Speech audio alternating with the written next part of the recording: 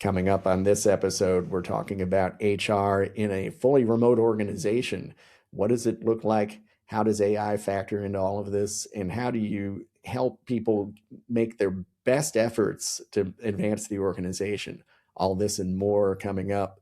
I'm Dr. Bill Sodeman, and this is The Perfect Route.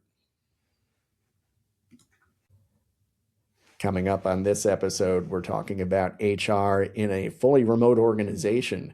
What does it look like? How does AI factor into all of this? And how do you help people make their best efforts to advance the organization? All this and more coming up. I'm Dr. Bill Sodeman, and this is The Perfect Route. Coming up on this episode, we're talking about HR in a fully remote organization.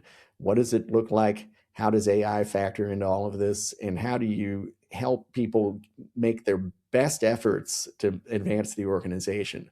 All this and more coming up. I'm Dr. Bill Sodeman, and this is The Perfect Route. Coming up on this episode, we're talking about HR in a fully remote organization. What does it look like? How does AI factor into all of this? And how do you help people make their best efforts to advance the organization? All this and more coming up. I'm Dr. Bill Sodeman, and this is The Perfect Route. Welcome to the show, and welcome to Jen Paxton. How are you doing? I'm good, Bill. How are you? Doing great. Awesome. Could you tell us a little bit about yourself and what you do? Yeah. So I am currently the VP of People and Talent over at a company called Roofer. We are a roofing CRM. We basically do everything a roofing business would need. But prior to that, I have been a VP of People and a VP of Talent at a few other startups. I have kind of cut my teeth in those kind of scale up ones. So smallest company, I think it was around 20 people when I joined, and largest I think was like 350 when I exited. So I love that kind of small startup space, and been in the people and talent space for 15 years at this point. Wow, that's Yeah. quite the set of experiences there. And Roofer is spelled ROOFR.com Yes. for anybody who wants to take a look at your company, which is doing some very interesting things. I had a chance to check it out earlier. Yeah. One of the running jokes is actually roof R instead of roofer, but internally we say roofer, but our customers will sometimes say roof R as well. That makes sense. That makes Yeah. sense. Well, let's start at the beginning. What drew you into human resources, and how has your perspective on the role of human resources in organizations, how's your perspective changed over time? Yeah. Well, I did not, I fell into human resources just in general. Did not go to school for it. So I was not one of those people that was like obsessed with like policies or compliance. I was just really interested in people and the way that teams would work and kind of the why behind that. So I saw kind of HR in the very beginning as this function to, help support and maybe like unlock a company's growth, and saw kind of that it could happen, especially early on in my career where I was observing other leaders, that could happen very slowly or it could happen very quickly.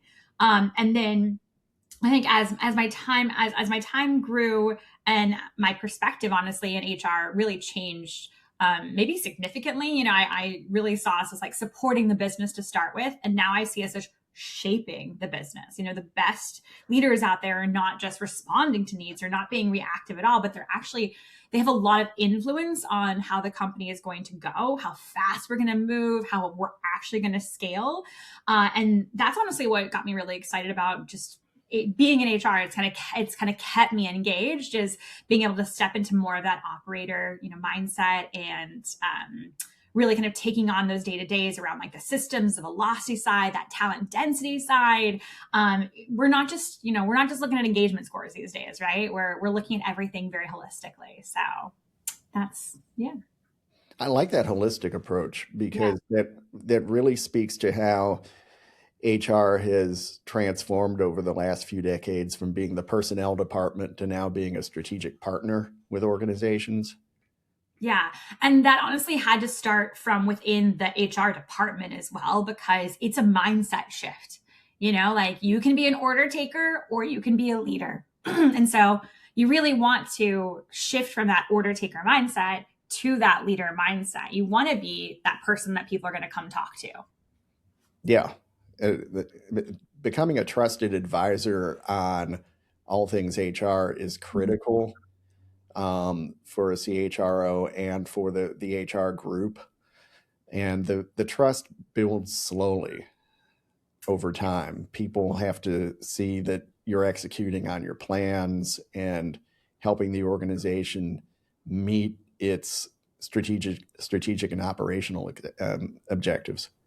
Yes, yeah. The trust, to your point, the trust builds slowly, but it can be eroded so quickly. Mm. So it's real, like that's why it's so critical on the trust aspect of it, and it changes everything. Not even just the day to day, but how the business is going to operate.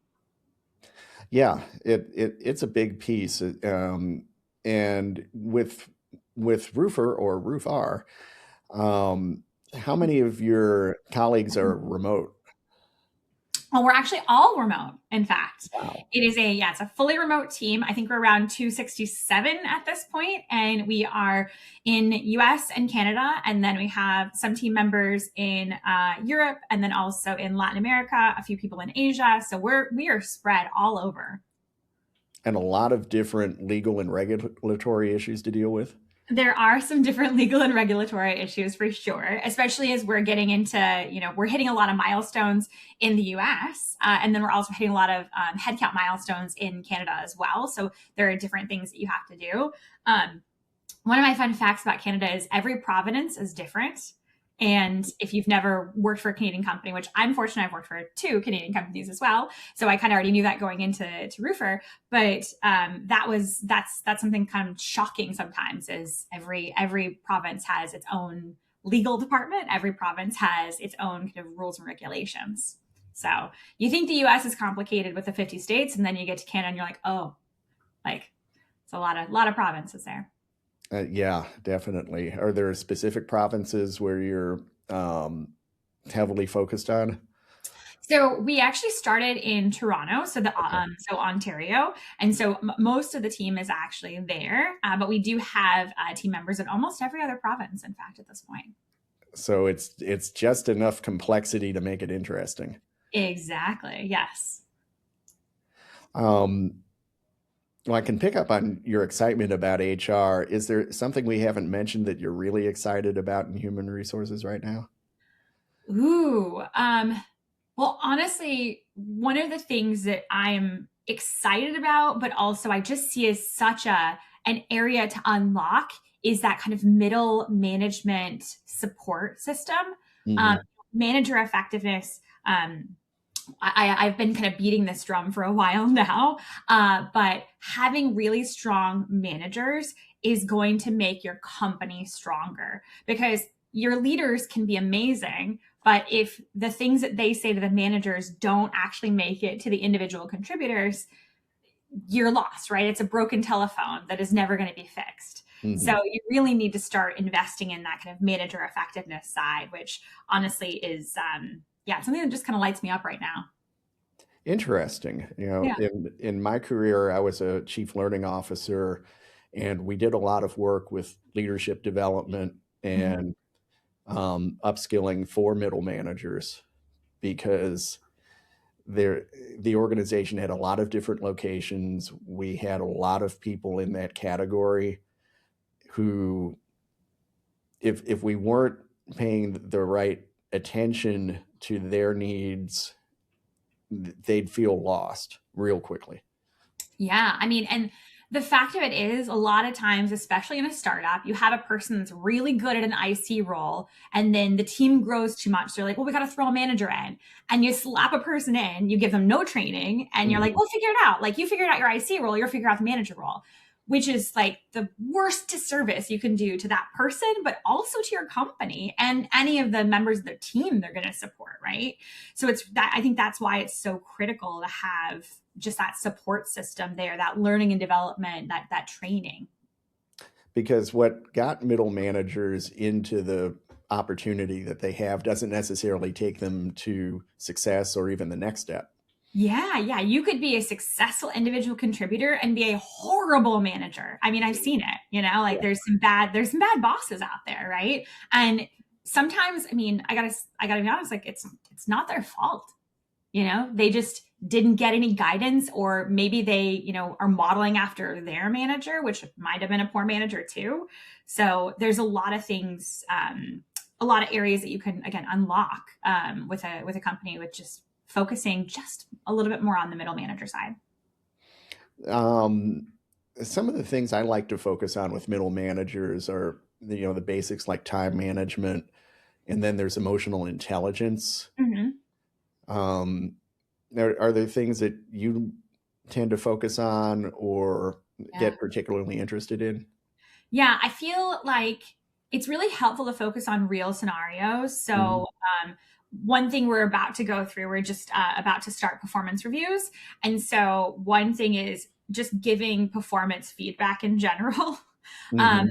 Managers should be giving, that kind of on the spot feedback in meetings, or in one on ones, I should say. But also, how do you have a conversation with an IC who was actually maybe a high performer, and then their performance dipped? Mhm. Because as a manager, we might have all seen that, right? Like, life is not, one straight line. It can be bumpy, and there could be reasons for those bumps that, if a manager knew, then that's really, really helpful for them. And also, if they're giving them the feedback on kind of where their expectation is, that's going to be really important. Along those lines, how do you develop trust with a employee? It came up recently where, some employees are, and people are just living paycheck to paycheck. And so Mhm. if you're a salesperson, like, a good example is, like, if you're a salesperson and maybe your commissions get delayed or something happens, and you're like, oh, I can't pay my rent. You probably are It's probably very hard for you to go to your manager and tell them that as Right. well. But if your manager has, the right tools and can proactively, like, hey, I know that this is going to be delayed. If this is going to cause you any kind of hardship, I just want to know so I can maybe help you out and figure out where we go from here. But not every manager has that kind of emotional intelligence instinct right away, or maybe even doesn't know they have permission to say that, right? Mhm. And so I think that's where, like, that manager support really comes into play. And it's those real scenarios and that kind of coaching. We actually have HRBPs for every manager at Okay. Roper as well, so they have kind of a dedicated, like, quarterback or a dedicated coach, so they can, have really targeted help. Especially in a remote organization, that's essential. Yes, definitely. Yeah, definitely essential, because I've been in office settings before where, I'll be at my desk, and then it's like, hey Jen, you got a minute? I'm like, sure. I, like, run over and do that. But when you're when you're in a remote environment, you don't have a person who's just gonna, like, walk up to you and be like, hey Jen, you have a minute? Like, maybe Mhm. it's a quick huddle, Jen, but it's not always as frequent, we'll say. Yeah, yeah. There's that's one of the things about remote organizations, and I've been in organizations that are hybrid, Mhm. that in COVID went from a very um, face-to-face model to all of a sudden, hey, it's all changed. It's flipped. Yeah, actually, so that's a good example of one of the companies I was at, Privy. We were, 50 people in an office in Boston. I think we had, like, one remote employee in Pennsylvania at the time, Mhm. like, but with nobody else. And then COVID hit, and we went fully remote, and we didn't go back after. Like, Mhm. we, like, leased out our office space, and decided, we're gonna go full remote. And that was, I mean, number one, from COVID, like, that helped, like, that we had already kind of established kind of that in-person trust already. So we kind of had a little bit of a leg up of some of the companies that, were, like, started after and went fully remote after that. But still, it was a culture shift for us. It was a process. Like, there was lots of process change. There was communication change. You really had to think even harder around, like, the words that were said, the meetings you had, Mhm. everything had to be so intentional, which, as a fully remote company here, I've kind of gathered that knowledge, and I've kept those things going. Okay. And Yeah. and that's a lot to process. Yeah. You know, we take the face to face interactions for granted when they're in real life, and when the interactions are Slack or video calls, different story. Yeah, totally different story. So I think even fully remote companies need to invest in person intentionality. Hmm. It's really helpful to we. So right now we have one offsite a year where our entire company is invited to get together, Okay. and that is a great opportunity. There's so many just conversations that happen. There's so many just amazing ideas that come out of that. So we never want to take that away either, because we feel like it's crucial to the business to have that time to get together in person. Yeah, yeah, it's that that kind of interaction is essential. I'm now part of a large virtual organization as part of my coaching practice, and we just had our conference last week. Mm. So it was nice to connect with people who I'd never met in real life before, and reconnect with people who had met at previous conferences or other interactions. Um, no, it's a nice way to reaffirm those relationships and move them forward. Yeah. Are there any other gaps that you're seeing in human resources that you've found and maybe addressed? Yeah. I mean, we talked about the manager effectiveness one, because I think that's one of the biggest gaps that I'm trying to make sure we're proactively addressing right now. I think one of the other gaps that maybe human resources almost kind of like plugging or kind of playing that role. There's kind of two. So one is just like the general communication side, Hmm. where I feel like unless you have like a dedicated comms person, kind of HR becomes your comms person, Right. right? So you're writing all the like scripts for what the CEO is going to say on something. You're writing any of the departure things. You're crafting kind of exactly the steps that you're going to take to let the team know about some kind of huge change that's coming. So you're like, in this phase, we're going to say this, and this comes next, and this after that. So I think there's that gap that HR is playing just in general, and then you layer on AI afterwards, which again is talk about a cultural shift as well. So many companies, Roofer included, have heavily adopted AI, not only from like a product standpoint, but an internal standpoint. And so within that, I almost equate this back to like when COVID happened, where it was kind of like it shouldn't have been a surprise that HR was going to do kind of the AI, or almost like quarterback a lot of the initiatives and the comms on it. But it was still a quicker shift, I think, than anticipated, we'll say. Hmm. And so that like it was almost like not night or day, but it was like you woke up one morning, you're like, okay, HR, how are we measuring performance when people are using AI? Mm. And you're like, oh, we don't even have the rubric set up for what we think good is yet. But like, let me backtrack this and Right. see how we could do that. So I think that's another gap that it like until maybe every company has like an AI enablement manager or a director of AI or something like Hmm. that.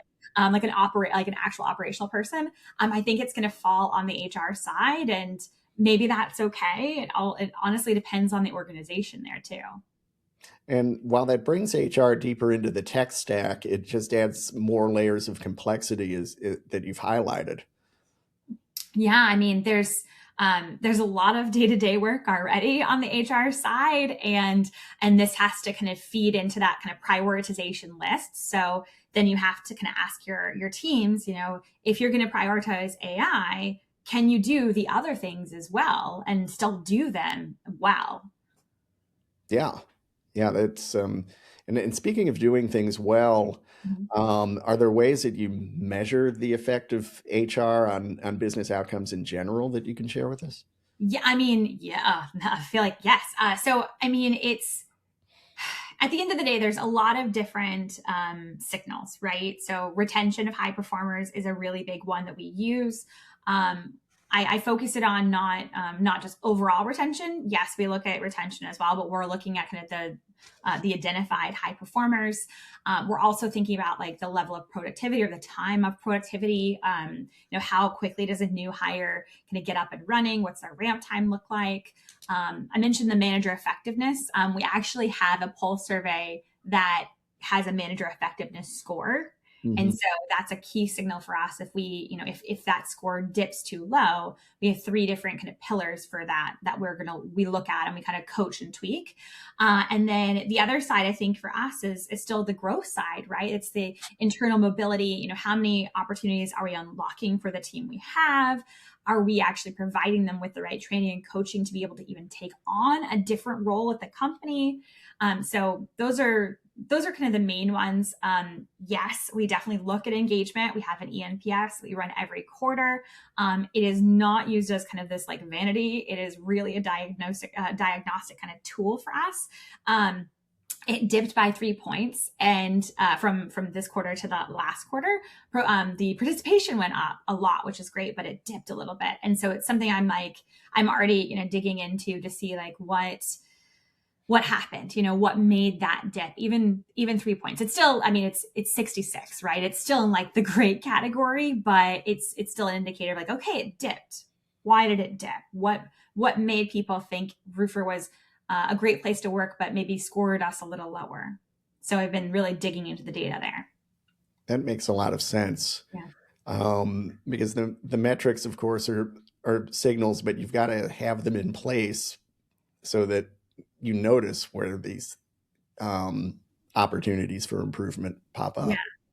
And when we talk to the team about participation as well, so in the engagement scores and the pulse survey scores as well, it's like, if I don't know if I don't know kind of where the lower scores are, I don't know kind of what to focus on. Mm-hmm. And so you have to tell me, employee, you have to tell me kind of what is not, where are we missing? Where are our gaps?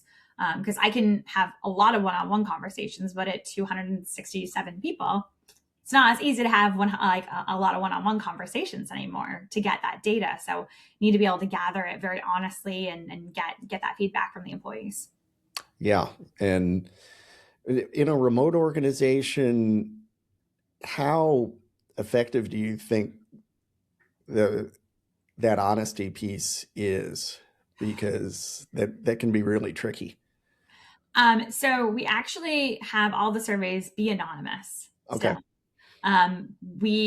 there's definitely been like people like, oh, I'd love to know like who this person was or anything. But I also do think that it's not even like who that person was that I really care about.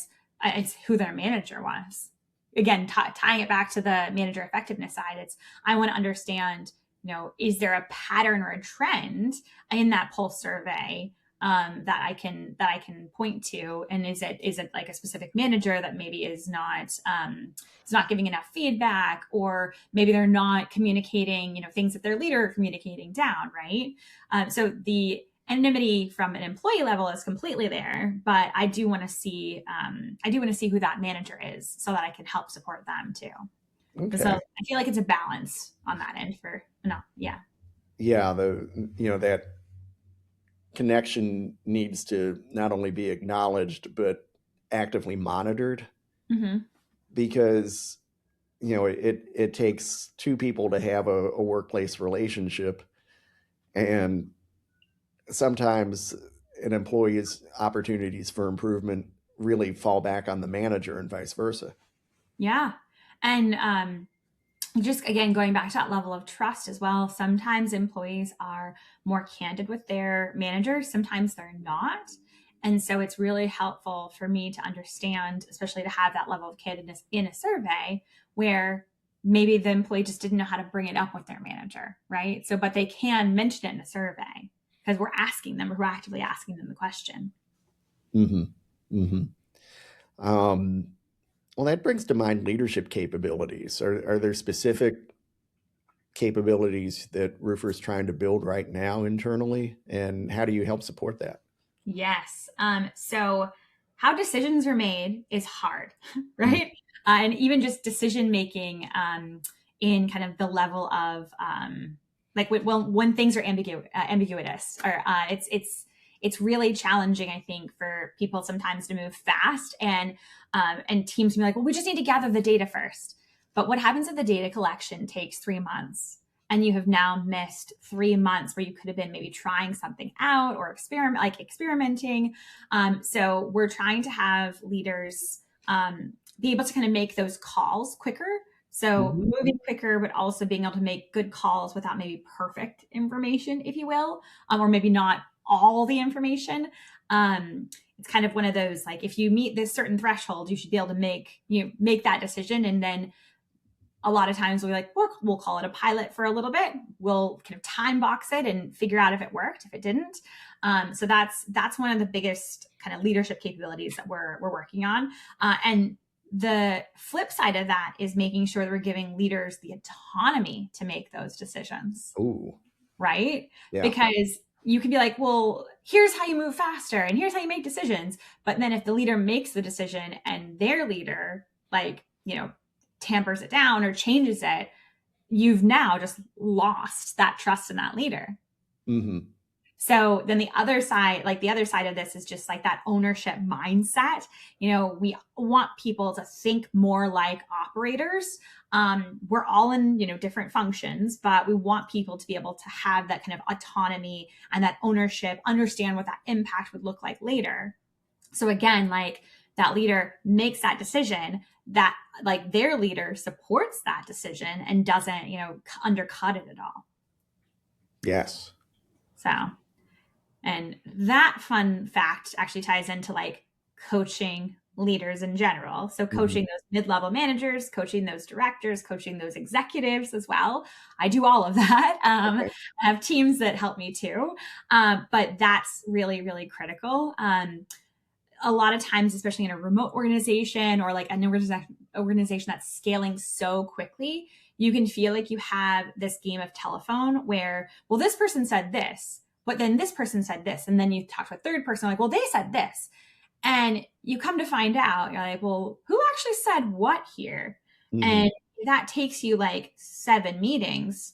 Number one, you've just burned so much money with those 7 meetings. So it's like, can we all just get in a room together for Right. like 15 minutes and do that? And so it's almost, again, going back to that operational, like the process side of it as well, where people need to understand what they're communicating and just be completely aligned. So I feel like some of my day to day is really just spent like in these alignment meetings being like, hey, I heard this from this person. You said this, you're not aligned. We're going to meet like 10 minutes, hash it out and move on. And I feel like that's sometimes how decisions get made so quickly. Interesting. Interesting. A little bit of a brute force function, I guess, but Yeah, but it's necessary, especially in a remote organization, because you don't want problems to percolate over time. yeah, well, you don't want problems to percolate over time. And one thing that I think even the best remote organization, that asynchronous work or asynchronous decision making, if I was making a bold statement right now, I'd say like, we still haven't unlocked it. Like companies in general still have not like really perfected that asynchronous communication, asynchronous digital or decision making side of it. Like, there's definitely, because again, like, if you have to have 7 different Slack conversations that could have been one 15-minute meeting, why are you not having the meeting? Hmm. You know? And it could be, again, like the time zone difference, because again, we have people that work in Asia as well. We have limited to no time zone overlap on that one. So that can be Right. really tough too. So It, that, yeah. going from like the business perspective of it too, I think you really, when you're hiring remotely, you really have to think about those things even before you open up a new location. Yeah, definitely. Um, and I do some asynchronous management pieces myself, and I realize that sometimes an issue can just be handled so quickly on a meeting rather Yeah. than passing slacks or emails back and forth. Yep. Yeah. And honestly, I think it goes back to that human element where you have a deeper connection when you meet somebody. Like when you're on a video with somebody, you understand their tone, you're seeing their body language, and also you're able to ask follow-up questions almost instantaneously. Whereas if you're in asynchronous conversations, you may answer like one part of it, but then you got to go to a meeting, or you got to go do this, you got to go do that, and then they get back to you later, and just the cycle just gets longer and longer. Mm-hmm. Not saying work can't get done asynchronously, because we definitely get work done asynchronously too, but sometimes you're like, should have been a meeting instead of like, should have been Right. an email, right? Like, should have been a meeting, but maybe the meeting needs an agenda, right? So, Exactly. Planning things out beforehand and doing it with a purpose is always helpful. yes. Yeah. Because there's definitely the flip side of it where, you go to a meeting and you're like, why am I in this meeting? Exactly. Yeah. Um, well, wait, all right. What do you think human resources is going to look like in Roofer in the next 3 to 5 years? What gets you excited about that? Yeah. I mean, I I don't think we're going back to that kind of note taker support function. I think that we will be embedded in a lot more of the major business decisions. Even just by, I hate to say by force, but like I'm asking to be in more meetings. If I'm not in a meeting, I'm like, hey, I should be in this meeting, and this is why I need to be in this meeting. And so I think that you're going to have a lot more kind of proactive HR folks like me. I could be biased, but like asking to be in those meetings or just getting added to those meetings naturally because you're so embedded in the business. I do think as well, like, I'm not the only person that thinks like that strong manager effectiveness is key here. So I think that we're going to continue to develop kind of that operating system for the company as well, leveraging in that manager effectiveness. And then I guess the other thing too, going back to the AI side, but also even just thinking about the recruiting side in general, there's a lot of talk more around like the talent side being directly related to the business outcomes. We didn't really touch upon this very much, but there's definitely an aspect of being more a strategic partner, and when you're interviewing somebody or when you're having a hiring manager conversation, you're able to say like, oh, like how does that tie to like us hitting this one specific company goal? And if the manager can't do it, then again you're being that thought partner with them as well. And then what else? I guess on the functionality side as well, just making sure that we're not overcomplicating things as well. Mm-hmm. uh, that's the one thing that I think like the scrappy startups get right is we're not layering on process just to add process or red tape. Like we're not trying to overcomplicate things. I want to find the quickest and clearest way to do something, and then let's go on after that. Like let's scale it, right? So I think we're hopefully gonna take away some of that complexity. If it was my hope, I guess. Magic wand, we'll say. That's a great magic wand wish to have because it just keeps getting more complex. Yeah, well, and it just keeps getting more complex, but you have to ask yourself, why is it getting more complex? Mm-hmm. Who's making it more complex? Mm-hmm. What's the root cause of that? And like, can you scale it back? And there's sometimes when you can't, like the train has already left the station, right? You can't scale it back. But then there's other times when like you're kind of getting to the edge and you're like, hold on, let's look at this. Like, let's look at all the things. And okay, we don't need this, don't need that, don't need that. Let's move now. So that's my hope. It's a great hope to have. Any closing thoughts for us? um, whoa, I think, one thing I will say, just going back to the in-person, kind of the importance of in-person things, specifically for HR leaders as well. We can feel like we're on this island by ourselves and we really have nobody to talk to about the things that are going on. I've been really fortunate to find, my people and people that I can lean on and I can trust and I can talk through about like the wild things that I've seen. And so I would say go to those round tables, get that casual coffee chat from that random person on LinkedIn, right? It'll be really helpful, and it'll honestly pay dividends with you in the long run. Great. Yeah. Well, it's been wonderful having this opportunity to chat with you today about HR and Roofer and all the marvelous things that you're doing.